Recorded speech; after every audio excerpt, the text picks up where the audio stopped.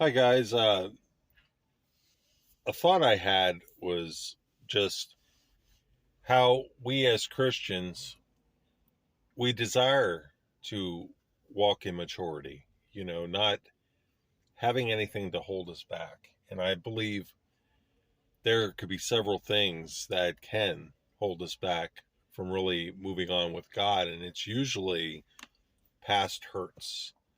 I mean, there could be other things as well. I mean, it could be pride and stuff. I mean, how are we with correction? Somebody comes up to us and we may have said or did something wrong. They come up to us and then they correct us, and we feel this twinge of pride, wanting to justify ourselves. And perhaps in our minds at that moment we know that what we did or said that was wrong, and we refuse to acknowledge the correction. And how many deal with correction as an offense instead of really looking inward to find out if what they are saying is accurate, or going to God, seeking Him? Lord, did I say or do something wrong in which I have offended them? Please show me that area. We got to be willing to receive correction. And, I have seen it in myself, I've seen it in others in the church, to where correction is made and the person's offended and they become bitter and they disassociate themselves with someone. Or it could be correction from a pastor in which he brings correction and that person's offended. And or maybe there's a message the pastor's speaking on that about a certain topic, and that topic offends somebody and they never want to come back to church again. And it's the same issue over and over again with a lot of people.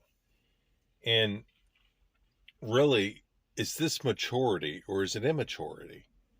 How do we wish to live our Christian life? Don't we want to move on to maturity?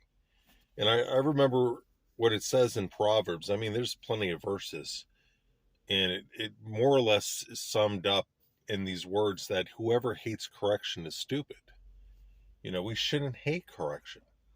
How many times was I corrected in the past in which I failed to admit? And inside, I would sulk, I would become bitter, and, use that issue against my brother or sister and not talk to them because I was angry with them. And, that's not moving on to maturity. If we could take a step back and be like, God, is it really true? And then in that moment, say, thank you, God, for pointing that out to me. Thank you, because I want to move on with you. I don't want anything to hold me back. And so there are a lot of issues. I mean, pride keeps us from moving on with God. It could be our past issues. I mean, hurt from the past that can keep us from moving on with Him. And a lot of people use that hurt and just remain in that area instead of working out that hurt. There are options. That's why God had told me to go into therapy. He said, go into therapy so that you can be healed. And I was somewhat on the path of understanding, and understanding helps us to see what another person's going through or what they're saying. But is even a deeper walk with understanding. And there are tips and tools that a therapist can help you to deal with past issues. For me, it was I'd have negative thoughts, and then, instead of working the issue out, I would dismiss those thoughts in the past. I never dealt with them.